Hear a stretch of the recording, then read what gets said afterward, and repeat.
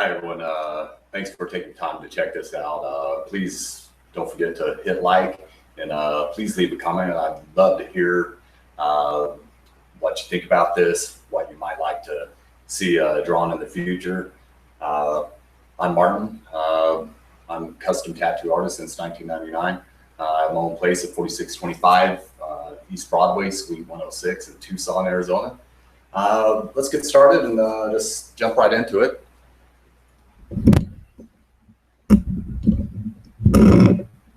So we're just going to do a basic rose. All you really need is some paper, of course, different drawing utensils that you can use, especially in tattooing. It's usually either microns or nanoliners, Sharpies. Today, what I'm going to be using is some red pencils. They're a lot easier for me to sketch things with, using tones and values to be able to get different shading really quick, especially in this. My time is more invested into the tattoo versus the actual drawing. Yes, it is valid that I get a good, healthy respect for what I'm about to tattoo. And this red pencil actually helps me a lot. But I will be coming back with Sharpie to outline it and everything else. If all you have is a pencil and paper, don't worry about it. Just whatever you have. It's better to start with something than not start at all. Anyways, so just what I'm going to do is just start with a basic circle. I'm using really light pressure here just to put that onto the paper. It's not going to be a solid line, and the reason being is this is just a guideline for me, nothing else. When it's all said and done, you'll never even see that part. So there's a couple things to talk about also is the pressure of the pencil on the paper. Of course, you can draw really light. You can draw a little bit darker, if you can see that. And of course, you can go really dark. We're going to focus just on these three pressures. Not so hard that if you're using a pencil that it's going to break the lead or the crayon. Prismacolors, if you're using Prismacolors to draw with, that's fine also. If you're using a felt tip pen or a ballpoint pen, you're going to run into a little bit of problem with those also because they're not pressure sensitive like a pencil. Though using a felt tip pen definitely has its validity within the realm of working with certain things. But that's pretty advanced. So right now we'll just start with a circle, and from there you're going to almost draw like a crescent if you were going to continue another circle in it. But we're going to go a little bit over the halfway point. If I was to draw a line right through it, this would be my circle. And it doesn't have to be a perfect circle.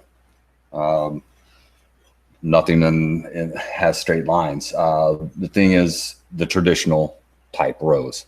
Hope you can see that clearly. Then from there, what I'm going to do is I'm going to kind of draw another semicircle without going through the whole process going the other way. Okay. It doesn't have to be anything overcomplicated. But from here, I'm going to draw this just a little bit darker over the other one to where I have a Y. You see the Y? Awesome. And from there, all I'm going to do is draw an upside down E. And actually, I could probably flip this upside down and just show you what I mean by that. As the Y is upside down, and if you can see this, just draw an E right about there,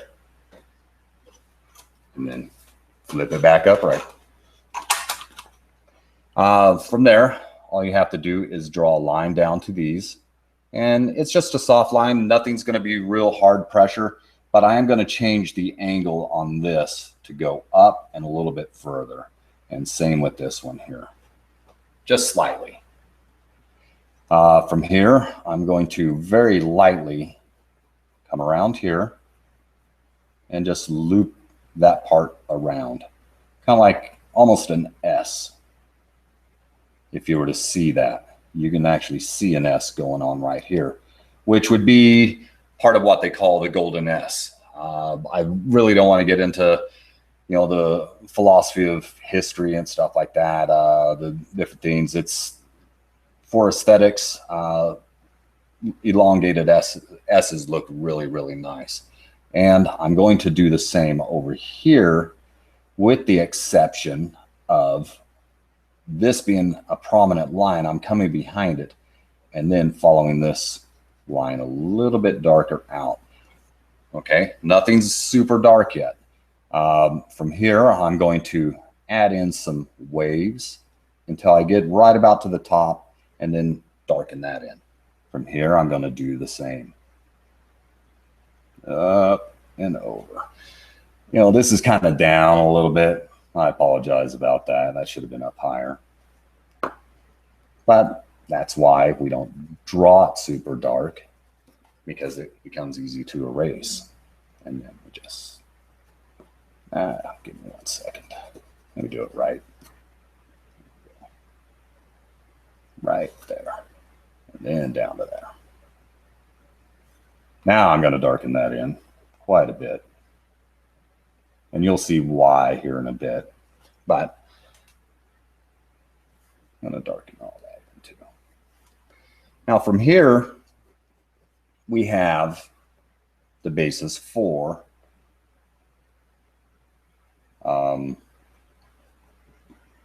the first part of a rose. Second part, what we're going to do is just real lightly draw a line up top and bottom, kind of straight through, a little bit at angles like this. And then from there, if you've ever drawn like brackets like that, that's all we're going to do. That's all we're going to do. Yeah, I've been doing this a while. Okay, so, but before that, I want to establish the outer petals and how I want them placed and where. Because since everything's visual, we want to add the illusion that this part's forward and this part's back. So it's very easy to do. Just with this line, I'm going to start part of my bracket and bring it right here, and the other side right over there. And then I'm going to do another one right up here.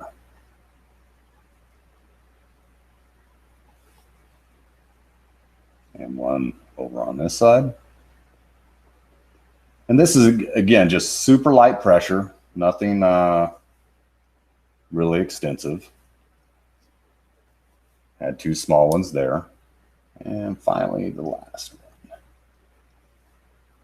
We want that for the background. And then I'm going to start darkening it all in. Nice, even pressure.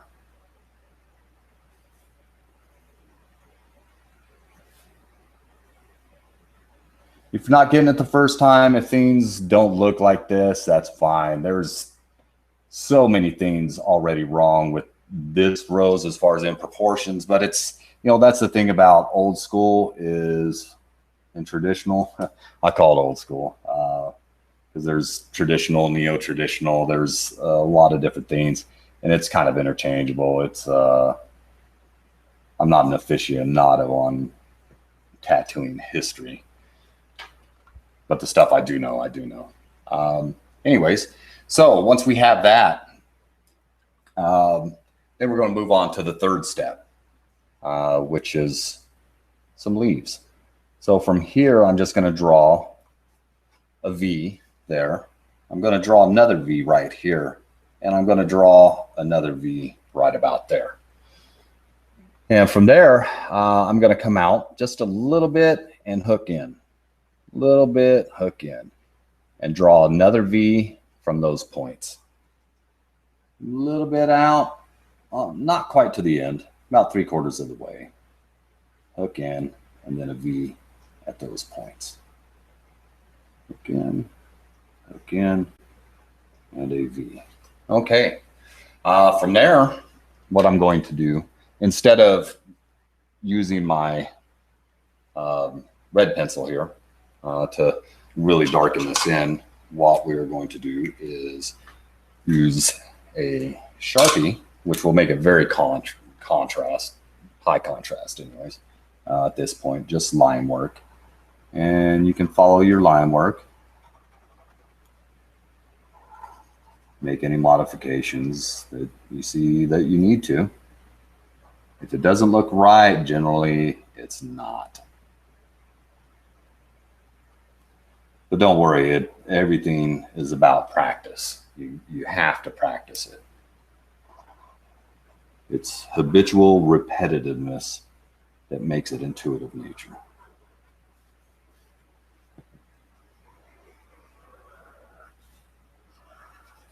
All right.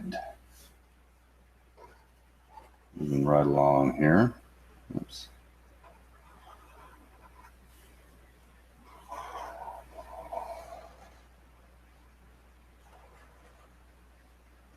The next part we're going to be moving on to is shading. I know a lot of people that have just, you know, some great, a really great ability to line stuff up, but then they get lost in the shading. And the best way to explain shading is right back up here with this 3 system. If this was monochromatic or just gray, like let me grab a graphite pencil that I was going to use to shade this, which perfect explanation for. Let me finish this over here. Sorry, I'm really rushing through this a bit. If I'm moving too fast, let me know and I'll slow things down. I am going to do more than one lesson on stuff. It's just what I like to do. This isn't a substitute for tattooing by far. Don't take it as that. This is just a lot of people have expressed interest in art, the art form of it, and so I want to share that. From here, what we're going to do is we're going to use a value system. A value system, like if these were on a value system, the darkest one being 10. Okay, we're just going to give that a 10. The lightest one being 1, and of course 0 would be nothing there at all. And here we're going to put that at 5. I mean, if you really want to get technical, 5.5, whatever. But this is the middle. This is your lightest, and this is your darkest. So lightest, your middle, and darkest. That's just your 3. There's a lot of different tones in between, but that's how we're going to measure shading. So with 10 being the darkest, 5 being our medium, and 1 being light, I can use that in theory. You know, you do have to put it into practice. Getting the different shades and pushing things back. The darker something is, doesn't necessarily mean that it's all the way in the back, but if you have a dark shadow, then yeah, it definitely pushes it into the darker spectrum. In landscape, generally the darker it is, the closer it is. Or in tattooing, a lot of things with traditional style of tattooing, up until people like Guy Aitchison and everything else started changing the way things are done. As far as how tattoos are actually tattooed, and that it is a valid art form being done. Anyways, I'm sorry, I'm just rambling on about a lot of different stuff.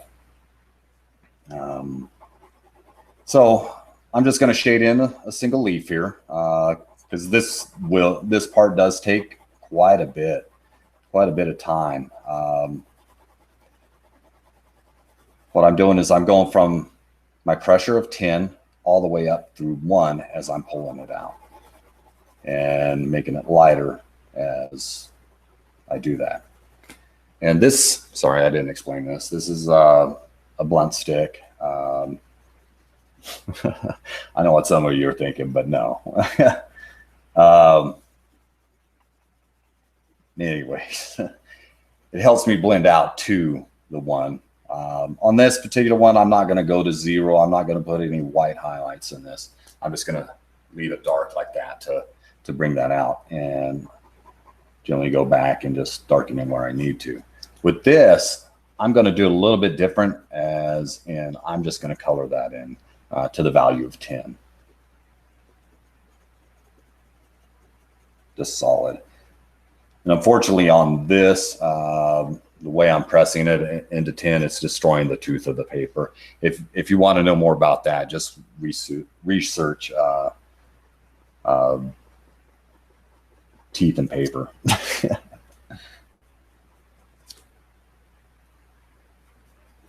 And I'm just gonna darken in right around in this area, and pull out towards the tip of this with the shading. Now I can do the same with this also, to where I'm just swiping and pulling up with a stroke that's similar to that, if you can see that.